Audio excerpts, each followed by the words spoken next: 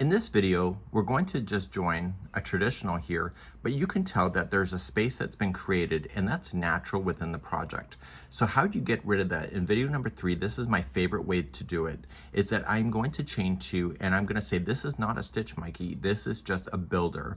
So then whatever the instructions are below into the first stitch, you're just going to double crochet. Okay, so you will just double crochet as normal. So in my case, it'll be 2 double crochet into the first, and then 1 into the next.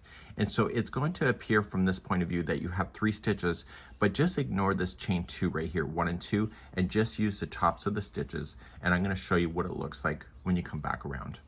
Okay, and so I'm putting 2 into this one, and then there's 1 into the last. I'm just keeping the stitch count. So when you join it, you want to join it to the top of the first double crochet. Just ignore this chain 2.